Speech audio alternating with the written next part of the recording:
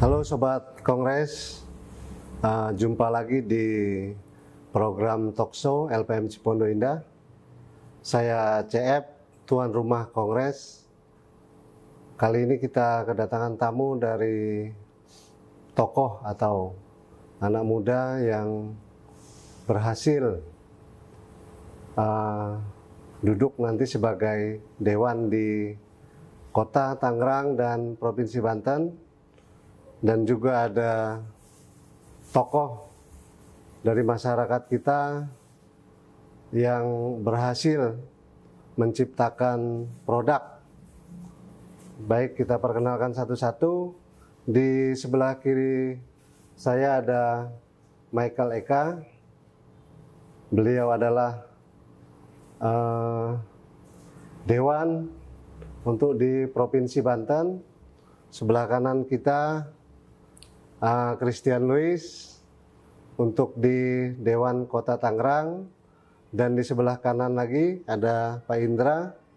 Beliau adalah di bidang kesehatan, klinik, dan sekarang masuk ke pembuatan produk sabun, ya Pak Indra ya. Oke, jadi kita mulai dari Pak ini, Bro Michael Eka. Siap. Jadi tolong diceritakan perjalanan dari sebelum mulai karir di politik, masuk ke politik, sampai menjadi dewan nih Bro. Kalau dari kita dari background keluarga dulu ya. Kalau background keluarga dulu, itu keluarga background saya nggak ada satupun yang politik. Kayaknya kelihatan mungkin ya, tercermin ya dari saya. Jadi saya yang pertama kali masuk ke dunia politik. Bahkan dulu aslinya orang tua saya nggak ngasih izin. Gitu. Oh, awalnya nggak ngasih izin. Saya awalnya mau kuliah itu mau masuk Sospol, Sosial Politik UI. Tapi dikatain sama orang tua, mau ngapain kamu? Mungkin karena waktu itu sentimen rasial masih tinggi kali waktu itu. Lalu akhirnya mama itu, ibu saya bilang, ya udah kamu masuk hukum aja, karena di hukum itu ada kaitannya juga nanti sama politik. Akhirnya di tengahnya saya masuk hukum, saya ambil hukum di Atmajaya, S1 Atmajaya, lulus. Sempat akhirnya ambil ekonomi bisnis, hukum ekonomi bisnis, bukan hukum tata negara, justru malah. Keluar dari situ, ya berkarir sebagai legal, tapi cuma sebentar, terus jadi entrepreneur juga. Lalu ada kesempatan waktu itu, saya memang tertarik dengan PSI kebetulan. Ada kesempatan waktu itu PSI habis dari 2019, 2020 awal, saya masuk ke PSI. Lalu bareng sama teman saya, sama Christian juga. Waktu itu ceritanya agak simpel sebenarnya. Christian dapat undangan via Facebook justru. Ngajak teman saya karena saya itu satu tongkrongan sama Christian. Undangan dari Facebook. Dari Facebook. Undangan dari Facebook via FB Christian. Christian karena kita teman nongkrong memang suka ngobrolin politik juga. Jadi anak muda kalau dibilang nggak suka politik itu enggak sebenarnya. Di tongkrongan kita ngobrol juga. Masalahnya mau take action langsung nyemplung ke politik atau enggak itu hal yang berbeda. Tapi kalau dibilang anak muda enggak suka dengan politik, enggak. Anak muda tuh suka sama politik, apalagi anak zaman sekarang.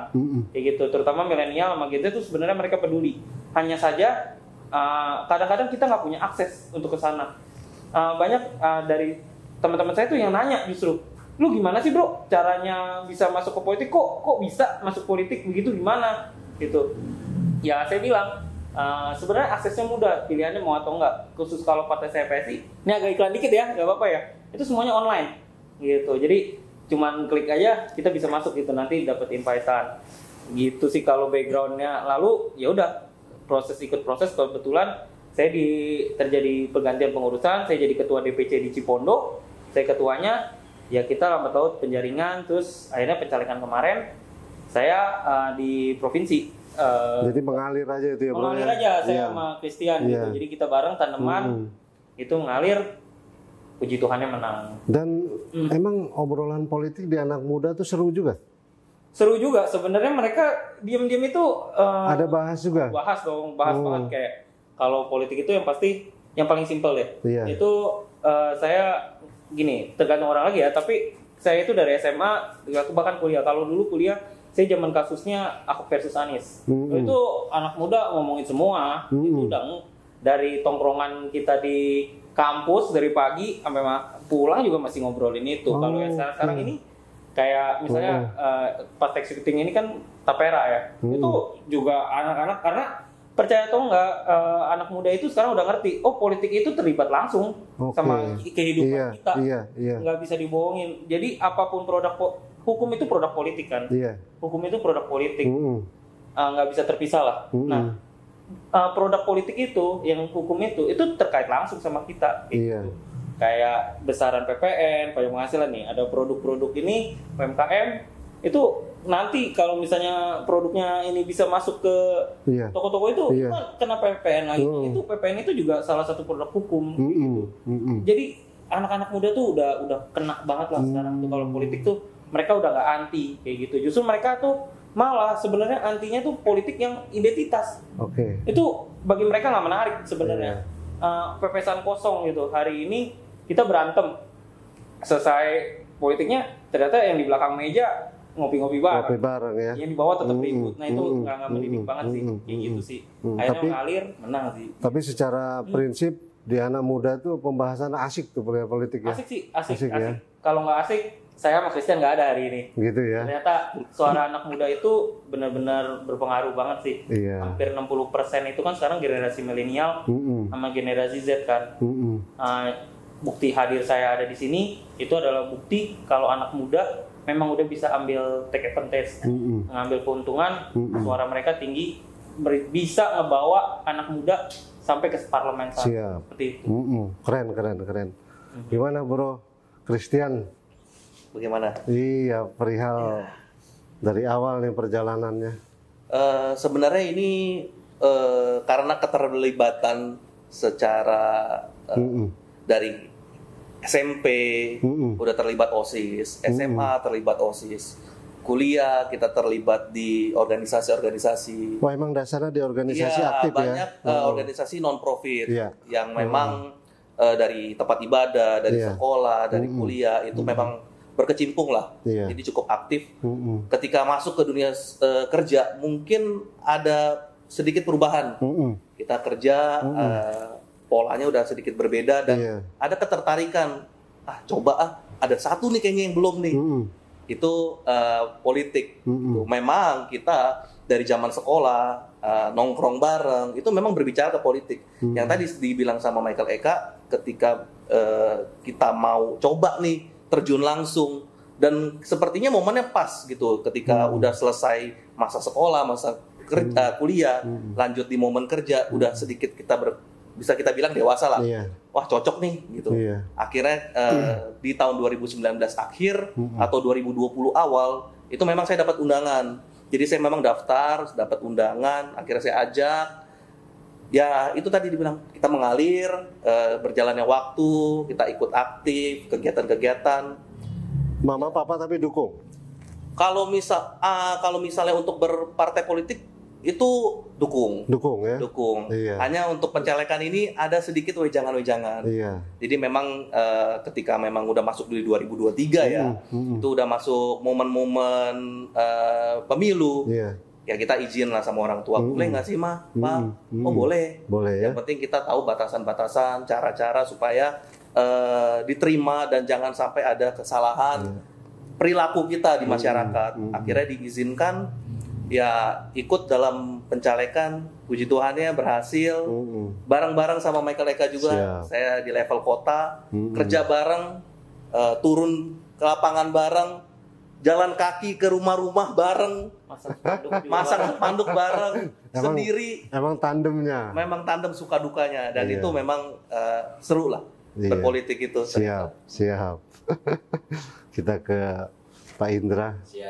Jadi konteksnya di bidang kesehatan, Pak Indra.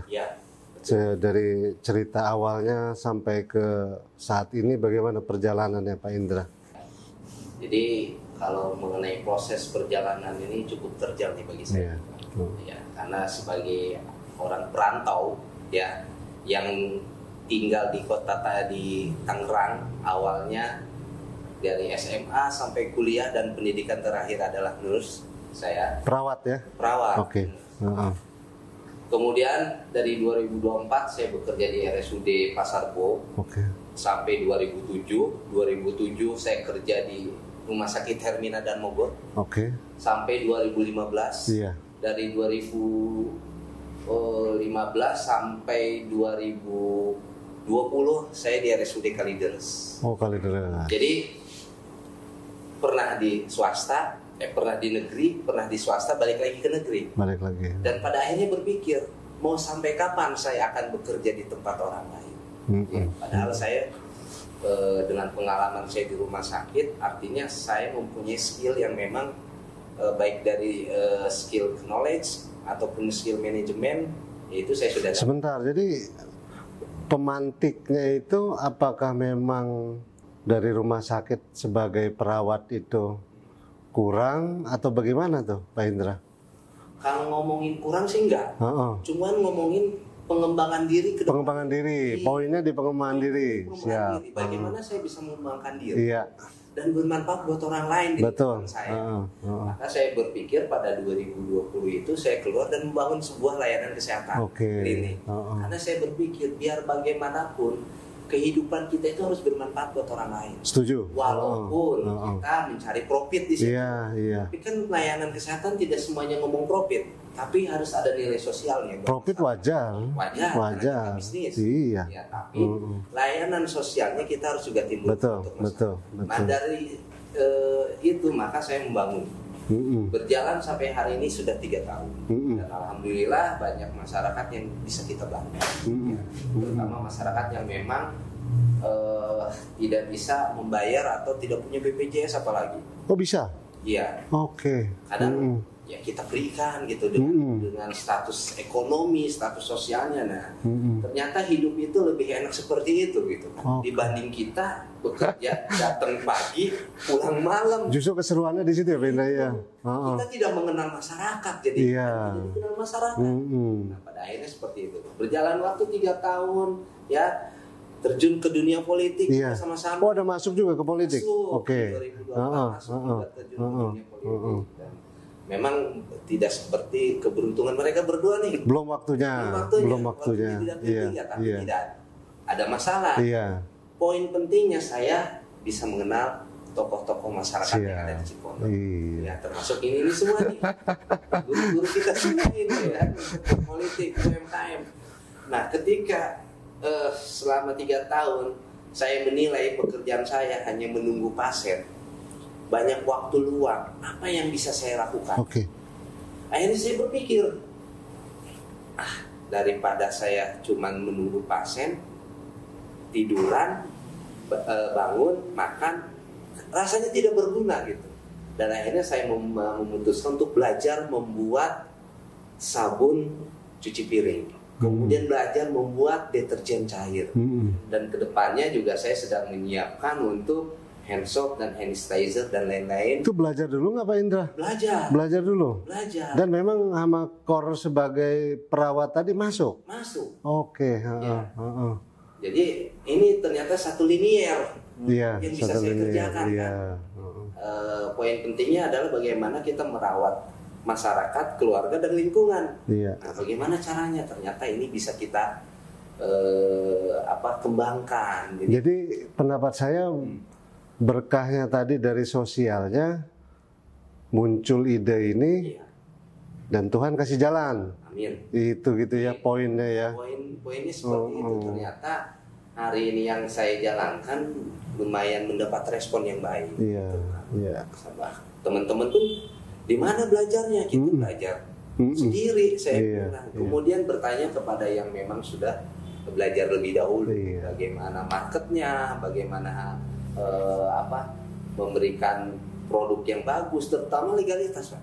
Legalitas ya. Cuman yang jadi permasalahan ini ketika saya terjun di UMKM dan banyak teman-teman di Cipondo juga yang membuat produk, contohnya ada keripik pisang coklat di Cipondo Makmur. Kita berdua masih kebingungan nih permasalahannya.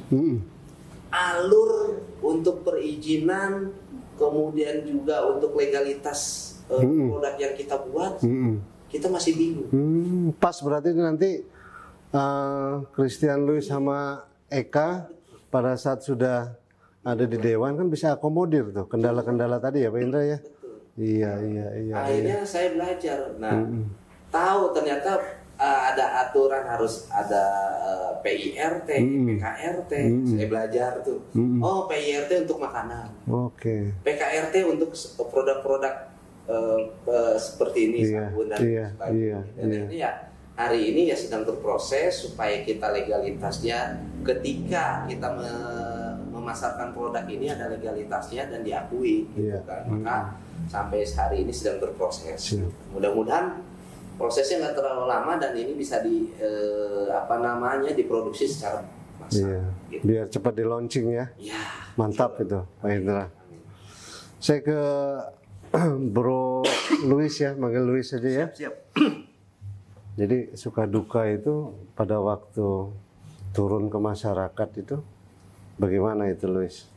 Ya, jadi sebagai anak muda yang terjun langsung ke politik, yang ikut serta dalam pencalekan itu sebenarnya banyak suka dukanya. Ya itu bagian dari perjalanan.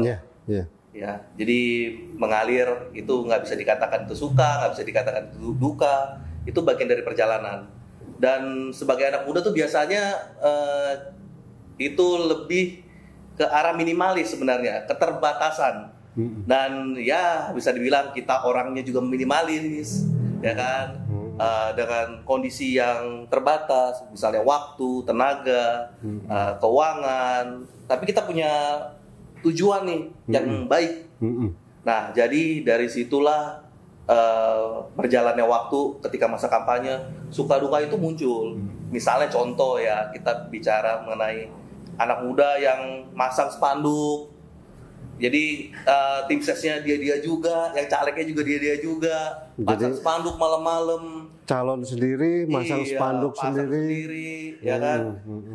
Siang-siang kita turun ke lapangan sendiri, door to door, kenalin diri, bagi souvenir, kasih tahu visi misi kita seperti apa. Ya itulah. Tanggapan masyarakat? Ya sebenarnya tanggapan masyarakat nggak ada yang buruk ya. Itu kan walaupun mereka punya pilihan, kedepannya punya pilihan sendiri, tapi mereka selalu welcome aja. Ya, apalagi itu ketika kita datang nih door to door. Kalau yang datang anak muda masih antusiasnya ada karena sesama anak muda. Pernah nggak ditolak gitu, Luis? Nggak ada sih untungnya. Nggak ada ya? Nggak ada. Semua jadi welcome aja ya? Welcome. Untungnya welcome. Aman ya. Kalau ini Bro Eka? Suka duka ya? Kalau suka duka, dukanya dulu deh. Saya sempat sampai masuk rumah sakit itu. Kecapean? Masang spanduk ya, bisa dibilang kecapean lah. Barang saya baru masang spanduk sampai jam 3 pagi lah, itu kurang lebih. Itu masuk rumah sakitnya seminggu itu. Itu nyata itu, benar-benar masuk rumah sakit seminggu itu. Terus yang kalau dukanya kedua sih sebenarnya lebih ke arah mungkin ditolak enggak ya, tapi kita kayak kena diremehin aja sih, kayak mungkin stigma anak muda tuh bisa apa gitu loh. Padahal itu cuma stigma. Mungkin kalau dari ini kan ya saling backup lah. Yang tua punya pengalaman, yang muda lebih punya visi. Nah itu kan harusnya saling backup. Justru tantangannya kalau pendapat saya, gimana? Anak muda ini kalau ketemu calon pemilih yang sudah berumur, kan muncul penilaian. Lu masih muda bisa apa bro? Kan begitu. Nah, itu dia. Jujurnya kan begitu ya. Iya, betul, nah itu cara-cara lu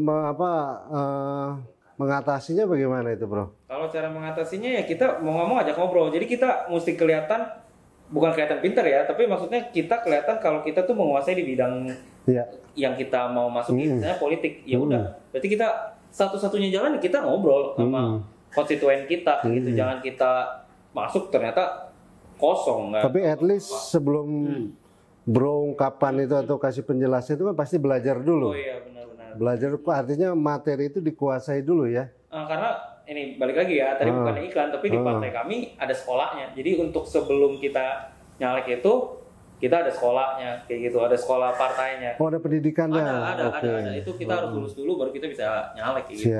Siap. Kosong dong ntar. Terus kalau tujuannya, kalau udah terpilih, ini visi misinya bagaimana nih bro? gini. Lebih ke arah mana nih? Siap. Gini, kalau tujuan yang pasti kita dari lingkaran kita dulu. Kita mau majuin pasti daerah kita dulu dong.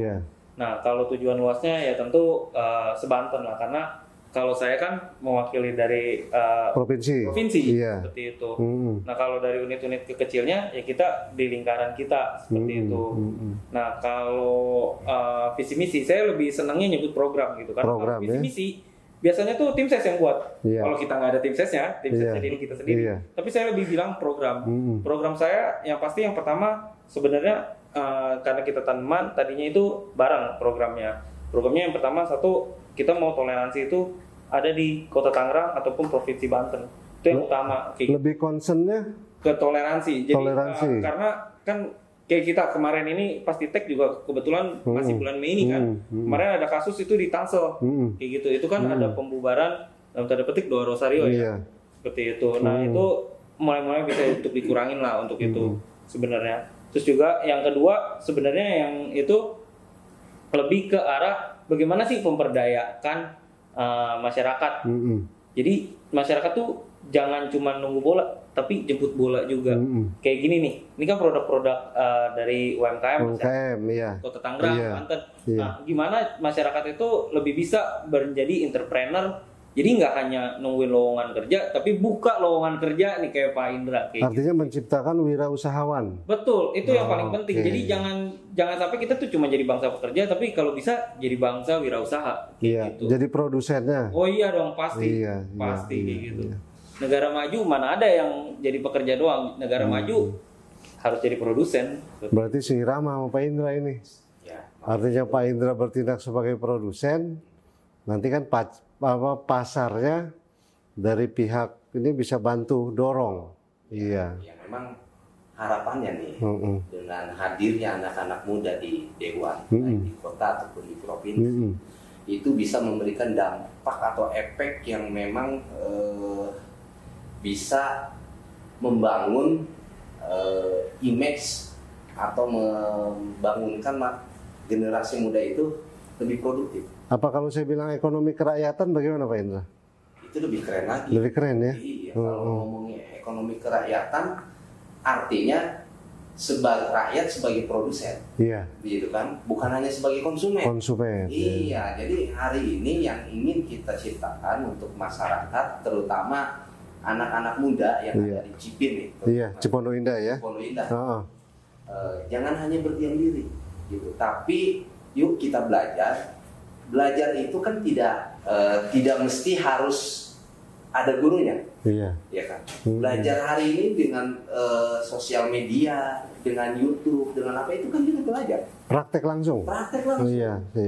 Ketika kita punya ide, kita belajar aplikasikan. Sehingga apa yang kita mau bisa tercipta. Betul. Ini juga saya tidak pernah terpikirkan, tapi saya melihat bahwa ada peluang. Ketika saya diam hanya bengong, saya tidak bermanfaat. Tapi yang mesti digarisbawahi kan sebelum melakukan kan belajar dulu. Iya. Poinnya ada di pembelajarannya dulu ya. Jadi sebelum melakukan sesuatu atau menciptakan produk, pelajari dulu ya. Betul. Yang harus kita pelajari ya tentu bagaimana bisa menghasilkan produk ini. Betul. Kedua, bagaimana cara pemasaran kita. Iya. Ya kan. Ketiga ya harus bisa merekrut teman-teman atau pemuda-pemuda yang ada di lingkungan saya. Jadi usahanya itu bukan padat modal tapi padat karya. Nah itu. Setuju Pak Indra ya? Setuju, padat karya. Kalau modal hari-hari seperti ini banyak yang menawarkan modal, ya kan. Tapi tentunya kalau kita hanya sebatas modal tanpa melibatkan masyarakat di lingkungan kita, kemudian juga mendatangkan orang bekerja di kita di luar kota Tangerang ataupun di luar Cipondo, sangat menyayangkan. Betul.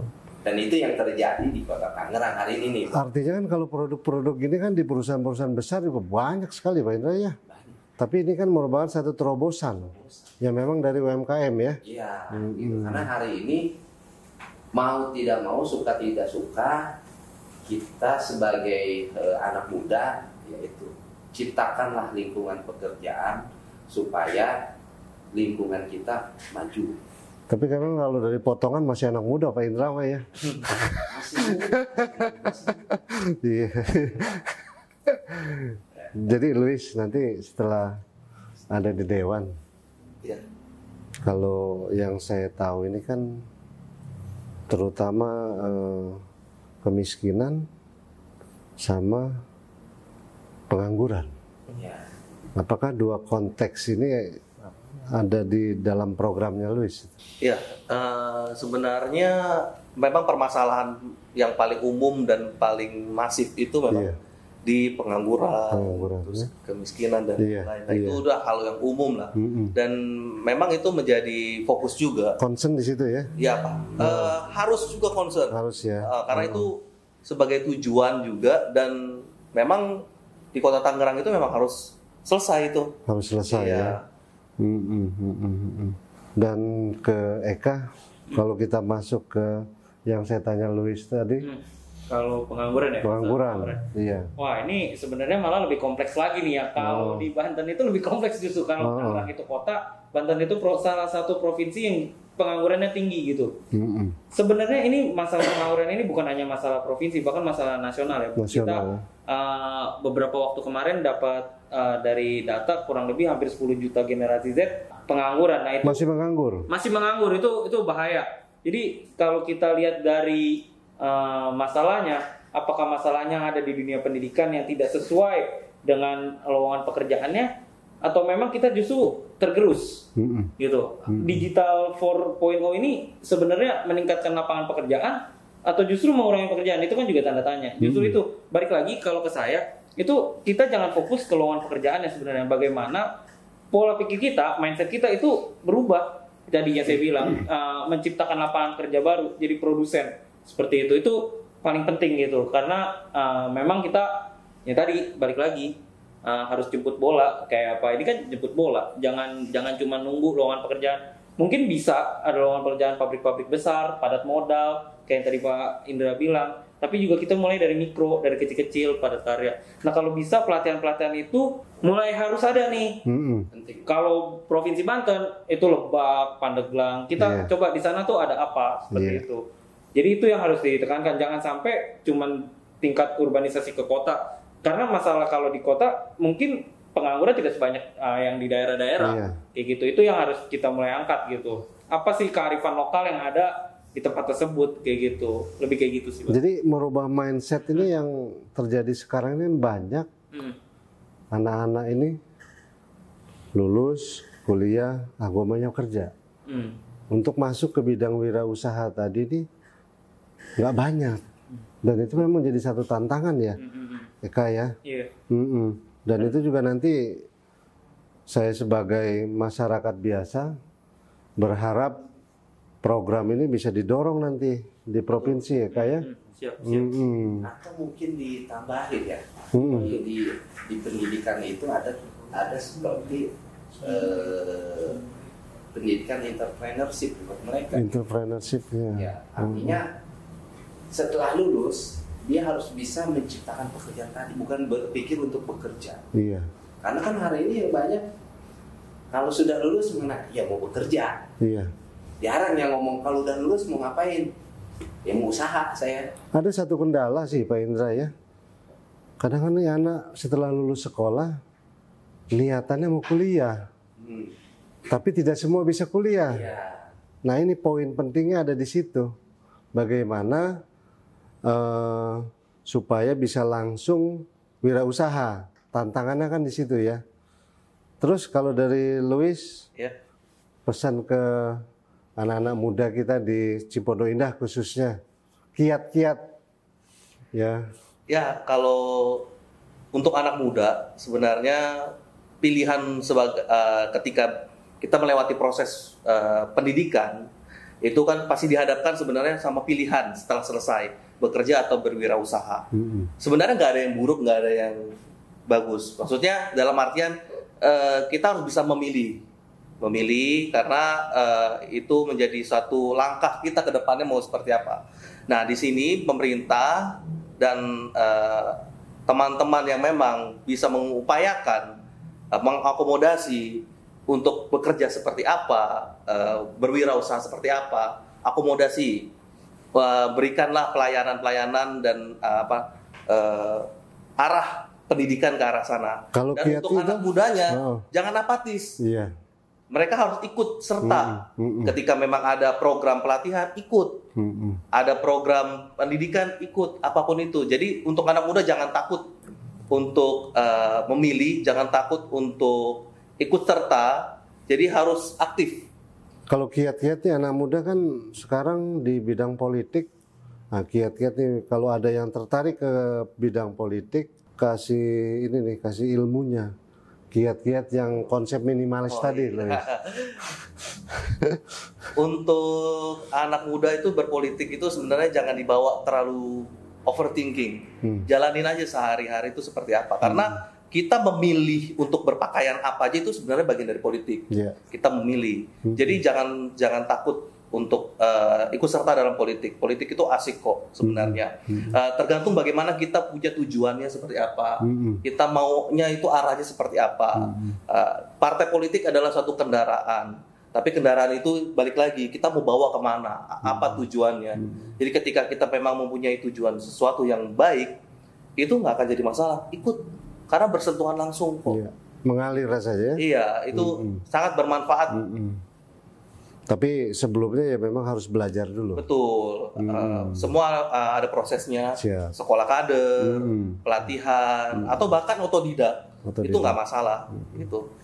Kalau Eka, kasih kiat-kiat buat anak-anak muda nih. Buat anak-anak muda di politik nih. Iya, di dunia politik. Untuk kiat-kiat untuk anak muda di politik. Satu, kalau emang mau masuk politik, pastikan punya tabungan sosial.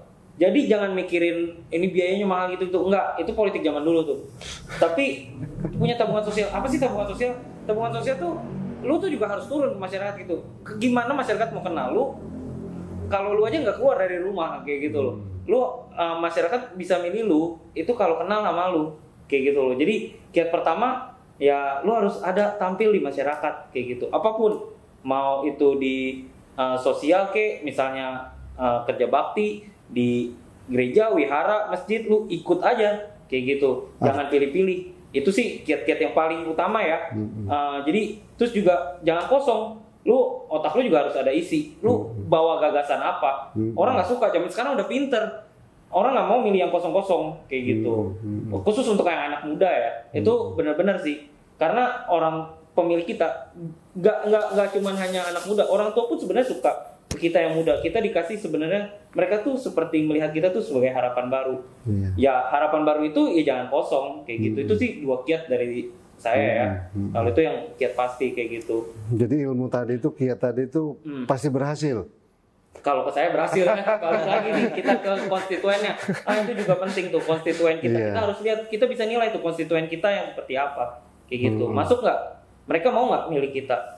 Karena di politik itu suka atau nggak suka, konstituen itu kembali lagi itu yang paling utama. Konstituen mau nggak milih kita? Kata kuncinya turun langsung ke masyarakat. Kata kuncinya turun langsung ke masyarakat. Itu udah nggak salah. Tapi harus isi. Harus isi dong. Kalau nggak isi, kita mau ngomong apa ke konstituen? Kosong-kosong bagi-bagi doang. Jangan. Itu sih. Nah ke Pak Indra, kasih ke anak-anak muda. Bagaimana untuk menjadi seorang wirausahawan? Kiat-kiatnya, Pak Indra. Tentu yang harus dimiliki sikap tidak malas. Tidak malas? Tidak malasnya gimana nih? Artinya gini, ketika kita sudah merasa punya malas untuk melakukan sesuatu, kadang dia bekerja pun ada rasa, aduh saya malas untuk... Sebentar nih, terkadang yang membuat malas ini kan orang tuanya yang kadang-kadang nih membentuknya, jadi terlalu sayang atau bagaimana tuh Pak Indra nih? Makanya ketika kita hidup sudah dewasa ini, kita tidak bisa diatur oleh orang lain, artinya maupun orang tua, karena yang menentukan jalan hidup kita sukses atau tidaknya adalah diri kita. Tapi dengan niatan yang benar. Niatan yang benar. Ya. Dikatakan malas itu karena banyak menilai, melihat. Ketika orang tuanya memiliki harta yang cukup, anak itu malas. Sekolah pun nggak mau. Kebanyakan seperti itu. Sekali sekolah, sekolahnya tidak tuntas. Iya. Itu sudah lulus juga. Dia berpikir bahwa harta orang tuanya pun masih ada. Iya. Ini pengalaman ya, kita lihat di lingkungan saya. Gitu. Jadi kesehariannya itu cuman tidurnya paginya dibuat. Apa kebanyakan main game kali anak-anak muda gini? Apalagi zaman sekarang. Mainnya apa? Bergantung kepada main apa tuh? Gadget ya. Dari segitu. Iya. Main seperti itu. Nah, jadi harapan saya itu buang rasa malas ya. Ya. Apapun yang kita lakukan hari ini ya, itu akan berdampak untuk masa depan. Masa depan. Ya. Yang kita bangun hari ini, meskipun kita punya usaha kecil, kita adalah bosnya. Ya. Usaha sekecil apapun, kita adalah bosnya. Ya, dibandingkan kita bekerja di perusahaan yang besar, kita tetap sebagai pekerja. Yang kedua, jangan gaptek lah ya, dengan informasi, inovasi, bahkan sampai politik pun jangan gaptek. Artinya mengikuti perkembangan zaman, ya, jadi harus tapi dengan arah yang tepat. Setuju. Gitu kan? Karena hari ini saya katakan tadi, banyak hal yang bisa kita manfaatkan di media sosial, ya, terutama untuk hal-hal pengembangan diri, untuk usaha. Gitu. Sebetulnya bukan nggak mau usaha, nggak ada modal. Bagaimana kalau kita satukan tujuan ini dengan perkembangan media sosial sekarang, yang diambil itu sisi positifnya, gitu ya? Setuju ya, clear ya? Clear, gitu. Iya. Dan anak muda sekarang itu jangan pernah berpikir bahwa dunia digital saat ini, gitu kan? Jangan sampai menyebabkan kemalasan, kemudian juga berharap pada digital gitu. Karena banyak yang ujung-ujungnya digital itu disalahgunakan. Jadi habis waktunya karena dia ambil hal yang negatifnya. Bahkan kalau dia mau belajar gitu kan, dari hal-hal yang ada di digital, media sosial, pengembangan diri ya, karena contohnya saya sendiri belajar dari media sosial. Bagaimana sih cara ini? Awalnya di situ ya. Rasa ingin tahunya tuh harus dibangun gitu. Dibangun ya. Gitu. Saya pengen tahu nih begini, bagaimana caranya orang bisa sukses seperti ini, gimana caranya? Gitu loh. Rasa ingin tahunya harus besar. Ketimbang rasa berpuas diri, udah saya cukup dengan keadaan hari ini. Nah, ini gitu. Jadi kali ini kita sepakati kesimpulannya untuk anak-anak muda. Yang pertama, jangan malas. Yang kedua, belajar. Jangan berpuas diri lah. Iya, belajar yang benar. Karena tantangan zaman saat ini yang dituntut adalah kemampuan diri. Clear ya, kita sepakati ya. Kalau tanpa itu kita untuk bersaing pun berat. Terus yang berikutnya, kalau bisa anak-anak muda itu mulai berpikir bagaimana ke arah wirausahawan. Setuju ya? Iya. Dan kreatif. Kreatif. Artinya kalau dari sisi umur dari 20 sampai 30 waktunya belajar. Ya. 30 ke sana dia trial. Ya, apa yang sudah dipelajari. Tapi kalau ini 2 kan memang top. Puji Tuhan. Iya. Jadi demikian episode kali ini dengan tamu-tamu yang luar biasa, anak-anak muda yang luar biasa. Pesan terakhir untuk anak muda di Cipondo Indah, gunakan waktu sebaik-baiknya, belajar, karena waktu tidak akan pernah menunggu, dia akan berjalan terus. Selamat belajar dan tetap semangat. Terima kasih, selamat malam. Thank you, bro. Terima kasih. Terima kasih, Pak Indra. Siap. Ya, terima kasih.